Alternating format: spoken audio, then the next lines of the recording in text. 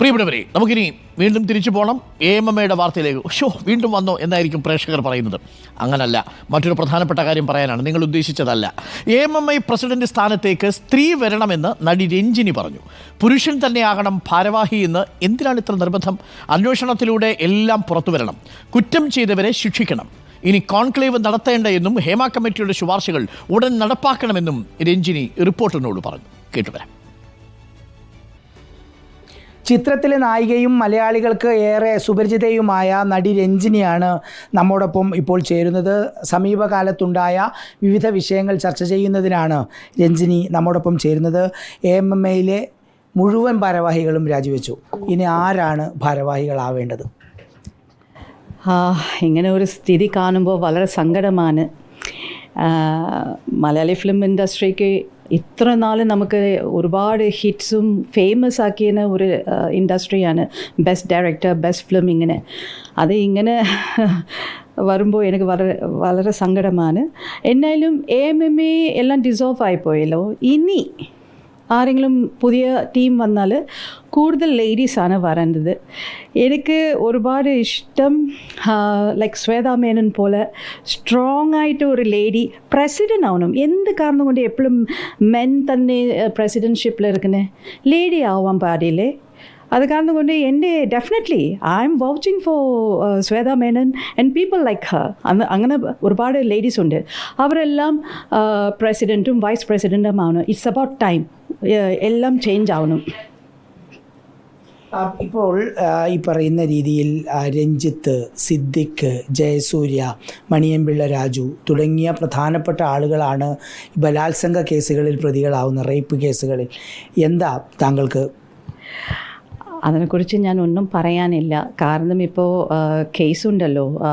SIT, government has form the SIT. അവർ നോക്കിക്കോളും. ഞാനിതിൽ ഒന്നും അധികം സംസാരിക്കാൻ പോകുന്നില്ല. കാരണം എനിക്കറിയില്ല എന്താ നടന്നതെന്ന്. So let the SIT investigate. പിന്നെ നമ്മളുടെ ഗവൺമെൻറ് അത് ഒരു ഇൻവെസ്റ്റിഗേഷൻ നടത്തി എന്തെങ്കിലും ചെയ്യണമെങ്കിൽ അവർ മുമ്പോട്ട് പോട്ടെ. ഇരകൾക്ക് നീതി കിട്ടണം എന്ന് തന്നെയാണ് അല്ലേ? ഉറപ്പായിട്ട് ആര് തെറ്റ് ചെയ്താലും അവർ they have to be punished. ഈ ഹേമ കമ്മിറ്റി റിപ്പോർട്ട് ഈ 4.5 വർഷത്തോളം പൂഴ്ത്തി വെക്കേണ്ട സാഹചര്യം ഉണ്ടായിരുന്നു. അത് നമ്മൾ ഗവൺമെൻറ്റൊക്കെ ചോദിക്കാൻ പറ്റുള്ളൂ. പക്ഷേ ഇപ്പോൾ ഒരു 4 വർഷത്തേക്ക് മേലായല്ലോ. ഇപ്പോൾ അല്ലേ റിപ്പോർട്ട് വന്നു. ഇനിയെങ്കിലും നമുക്ക് കോൺക്ലേവ്ക്ക് പകരം അവിടെ സ്ട്രോങ് ആയിട്ട് ജസ്റ്റിസ് മാം എന്തൊക്കെ റെക്കമെൻഡേഷൻ ചെയ്തിട്ടുണ്ടോ അത് ഇപ്പോൾ നടപ്പാക്കണം. ഇനി അത് കോൺക്ലേവ് ചർച്ച വെച്ച് ഇനി ചർച്ച വേണ്ട, അതിൻ്റെ ആവശ്യമില്ല. ഇപ്പം എല്ലാം അവിടെ കറക്റ്റായിട്ട് ജസ്റ്റിസ് മാം അവിടെ ട്രൈബ്യൂണൽ, പുതിയ ലോ വേണം, കോൺട്രാക്റ്റ് വേണം, ഇങ്ങനെ ഒരുപാട് കാര്യങ്ങൾ അവിടെ എഴുതിയിട്ടുണ്ട്. അതായത് ഇപ്പം നമുക്ക് നടപ്പിലാക്കാം. ഇനി ഇത് ചർച്ച ചെയ്ത് ഇനി ഒരു 4 വർഷം ഇത് ഉണ്ടാക്കണമെന്ന് പറയുന്നതിൽ അർത്ഥമില്ല. സോ നിലവിലിരിക്കുന്ന റെക്കമെൻഡേഷൻ ഇപ്പം തന്നെ നടപ്പാക്കണം. അത് മാത്രം എൻ്റെ ഒരു റിക്വസ്റ്റും കൂടെ ഗവൺമെൻറ്റോട്. ഈ ഹേമ കമ്മിറ്റിയിൽ നിങ്ങളൊക്കെ മൊഴി കൊടുക്കുന്ന സമയത്ത് എന്താണോ ഉദ്ദേശിച്ചത് ആ രീതിയിലേക്കല്ല ഇപ്പോൾ ഡിസ്കഷൻ പോകുന്നത് അല്ലേ? എക്സാക്ട്ലി. ഇപ്പോൾ അതിക്ക് പകരം ഇപ്പോൾ ഒരുപാട് ഡേർട്ടി സ്റ്റോറീസാണ് പുറത്ത് വരുന്നത്. അത് ഭയങ്കര നമ്മളുടെ മൂവി ഇൻഡസ്ട്രിയെ തന്നെ അത് ബാധിച്ചിട്ടുണ്ട് ഇഷ്ടം പോലെ. എനിക്ക് ഇപ്പോൾ തെലുഗുലിരുന്ന് കോൾ വരുന്നു, തമിഴ്നാട്ടിലിരുന്ന് കോൾ വരുന്നു.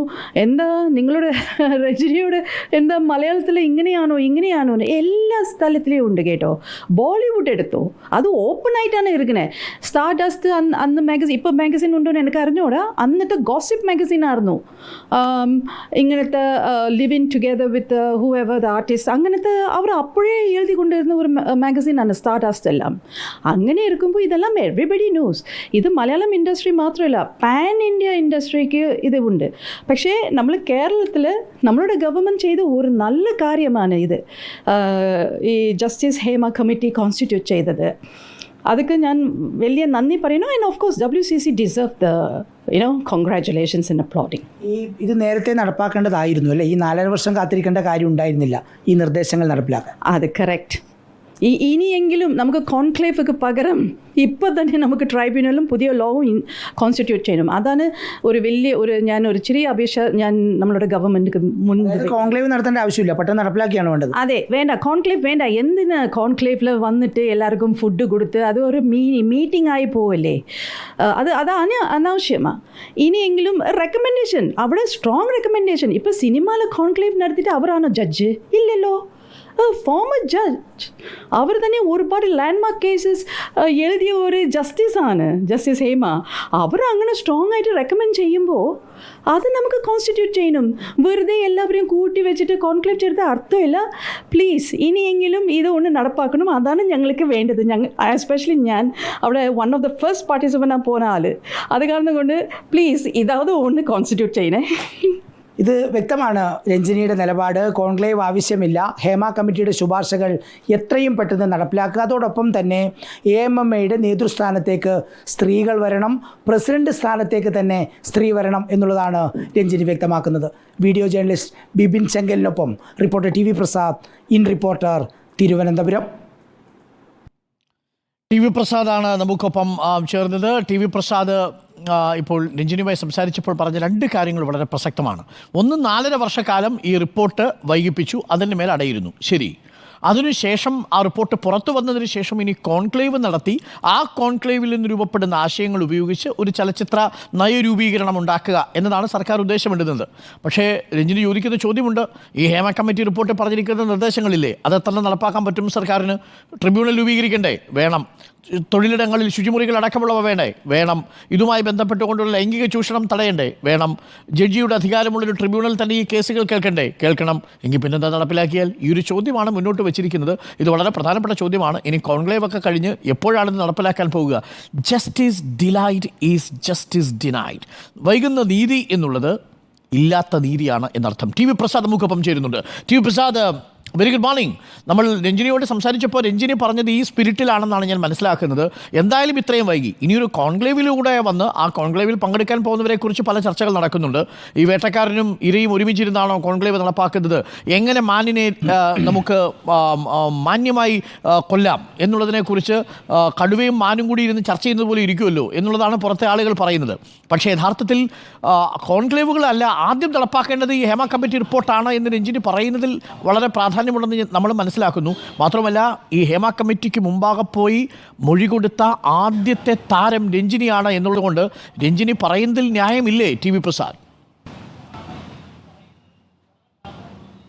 Good morning Arun. ഉറപ്പായിട്ടും രഞ്ജിനി പറയുന്നതിൽ ന്യായമുണ്ട്. ഈ ചോദ്യം തന്നെയാണ് ഹേമ കമ്മിറ്റിയുമായി ബന്ധപ്പെട്ട് മൊഴി കൊടുത്തവരും ഹേമ കമ്മിറ്റി നിർദ്ദേശങ്ങൾ നടപ്പിലാക്കണം എന്നാഗ്രഹിക്കുന്നവരും ഉയർത്തി കാണിക്കുന്നത് ഇപ്പോഴും. അതായത് 4.5 വർഷത്തോളം ഈ റിപ്പോർട്ട് പൂഴ്ത്തിവെച്ചു. അതിൽ സർക്കാരിന് താല്പര്യമുണ്ട്, അവർക്ക് അവരുടേതായ എന്തോ താല്പര്യമുണ്ട് എന്ന കാര്യം പൊതുസമൂഹത്തിന് ഇതിനകം തന്നെ വ്യക്തമായി കഴിഞ്ഞിട്ടുണ്ട്. പക്ഷേ അരുൺ, അതിലെ പ്രധാനപ്പെട്ട ചോദ്യം ഇപ്പോൾ രഞ്ജിനി ചോദിച്ചത് തന്നെയാണ്.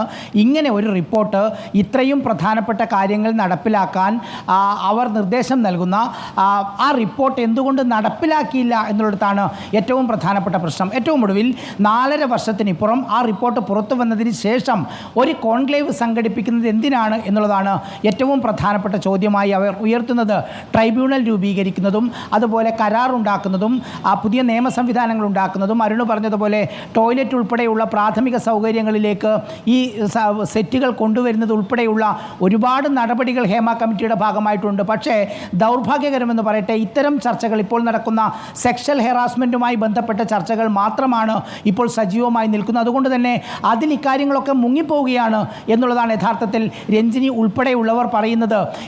ഈ കോൺക്ലേവിന് മുമ്പ് തന്നെ, അതായത് ഇന്ന് പറ്റുമെങ്കിൽ ഇന്ന് തന്നെ എന്തുകൊണ്ട് ഹേമ കമ്മിറ്റിയുടെ നിർദ്ദേശങ്ങൾ നടപ്പിലാക്കാൻ പറ്റുന്നില്ല എന്ന ചോദ്യമാണ് പ്രധാനമായും രഞ്ജിനി മുന്നോട്ട് വയ്ക്കുന്നത്. അരുൺ പറഞ്ഞതുപോലെ ഹേമ കമ്മിറ്റിയിൽ മൊഴി കൊടുക്കാൻ ധൈര്യം കാണിച്ച ഒരു വനിത എന്ന നിലയിൽ രഞ്ജിനിയുടെ വാക്കുകൾക്ക് വളരെയേറെ പ്രാധാന്യമുണ്ട്. അതോടൊപ്പം തന്നെ അരുൺ പ്രധാനമായി പറയുന്നത് AMMA സംഘടന പൂർണ്ണമായി ഒഴിവായ സ്ഥിതിക്ക്, അതായത് ഭാരവാഹികൾ ഒഴിഞ്ഞ സ്ഥിതിക്ക് ഇനി എന്തുകൊണ്ട് ആ സ്ഥാനങ്ങളിലേക്ക് സ്ത്രീകൾ വന്നുകൂടാ എന്ന ചോദ്യം ചോദിക്കുകയാണ്. പ്രസിഡന്റ് സ്ഥാനത്തേക്ക് ശ്വേതാ മേനോനെ പോലെയൊക്കെ ഉഷാറുള്ള വനിതകൾ വരണം എന്നുള്ളതാണ് രഞ്ജിനിയുടെ നിലപാട്.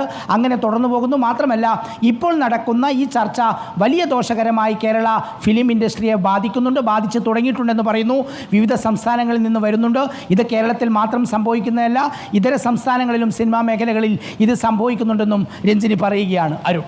Okay, thank you T V Prasad. Jacob Punnilam ചോദിക്കുന്നു, രഞ്ജിനി ഈ റിപ്പോർട്ട് പുറത്തു വരാതിരിക്കാൻ ആഗ്രഹിച്ചതല്ലേ മാഷേ എന്ന്. ജേക്കബ്, അങ്ങനെയാണ് നമ്മുടെ വാർത്തകൾ പ്രേക്ഷകർ കണ്ടത്.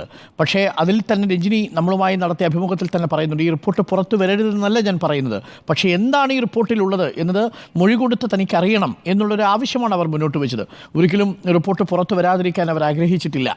കാരണം ആ മൊഴിയിൽ പറഞ്ഞിരിക്കുന്ന കാര്യങ്ങൾ ഏതെങ്കിലും തരത്തിൽ അവർ ആർക്കെങ്കിലും എതിരെ പറഞ്ഞിരിക്കുന്നത് അവരുടെ ഐഡൻറ്റിറ്റി കൂടി വെളിപ്പെടുന്ന ഒരു സാഹചര്യത്തിൽ വരുമോ എന്നൊരു ഭയം രഞ്ജിനിക്കുണ്ടായിരുന്നു. അത് മാത്രമാണ് രഞ്ജിനി മുന്നോട്ട് വെച്ചത്.